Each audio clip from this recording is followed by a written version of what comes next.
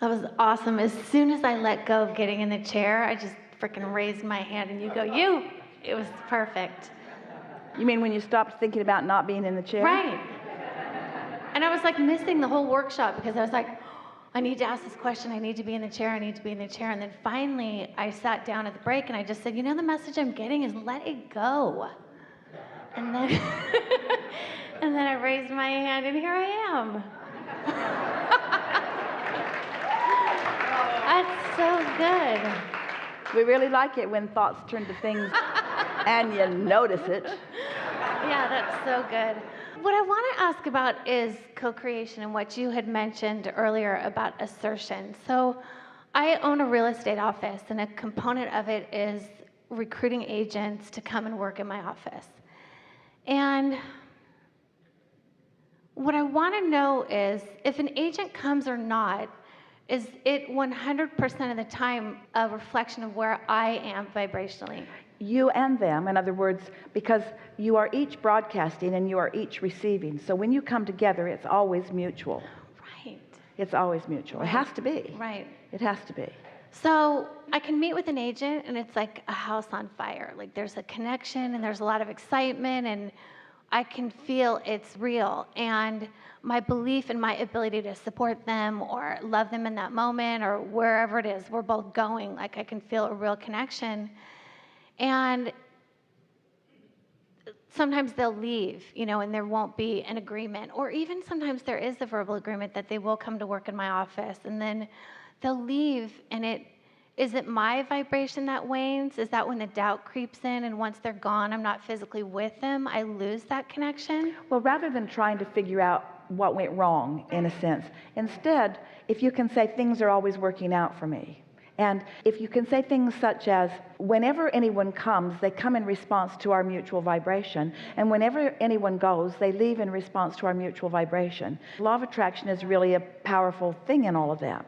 But there's something that we want to bring to the forefront here, and that is that it's always the case, but it's especially notable when you are interacting with other people. Because you know that you can't vibrate for them, you know that you can't create in their reality in the sense that you can't be their receptive mode, you can't be their path of least resistance. You know that feeling of buyer's remorse, where you felt really hot on an idea and it just seemed like the best idea, and then you moved forward with it and then it wasn't the best idea? So let's weave that into what we're talking about here, because it may sound like what we're saying is you were in the receptive mode and then you weren't in the receptive mode, which is exactly what we want to say. In other words, what buyer's remorse is finding the feeling of desire, finding the vision, finding the desire, but then not being secure enough in it to maintain it.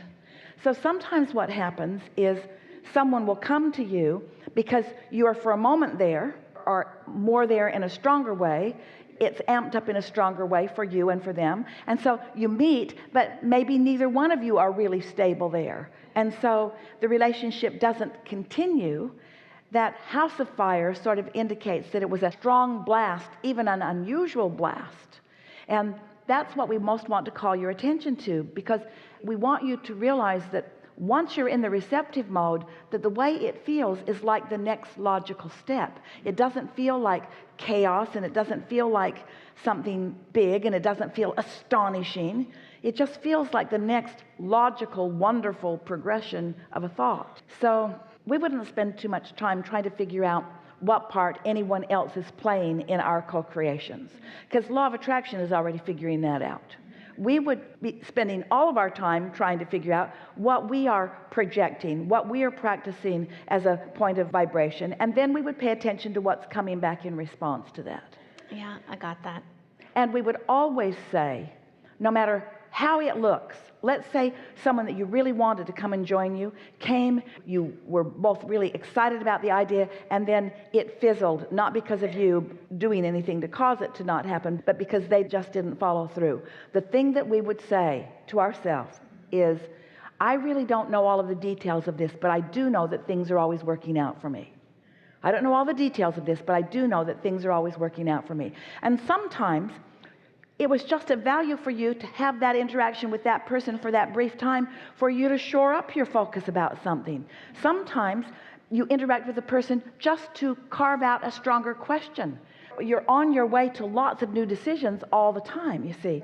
Don't try to make everything come to a full fruition. Don't try to see down the road, just keep heading down the road. Don't try to figure out every turn that you're going to make. Just enjoy the movement where it is and feel the soothing of it. I don't know what the reason for that is, but I do know that things are always working out for me. I don't know why I got stopped by the policeman, but I do know that things are always working out for me.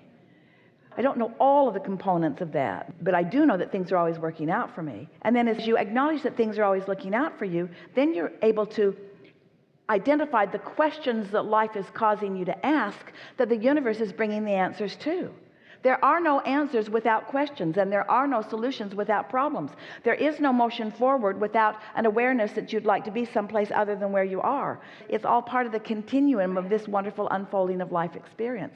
And most of all, dearly beloved, not quite yet departed, deliberate creators, give yourselves a break. Lighten up on yourselves. Don't try to turn this conversation into the immediate perfection of your life. We want to soothe you. We want you to give yourself a break. We want you to let yourself off the hook. We want you to stop trying so hard. We want you to take effort out of the equation. We want you to stop taking score.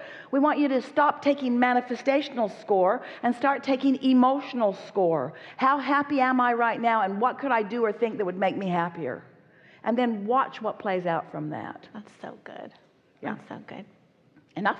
I think I'm good. Thank Yeah, you so really much. Good. Really good.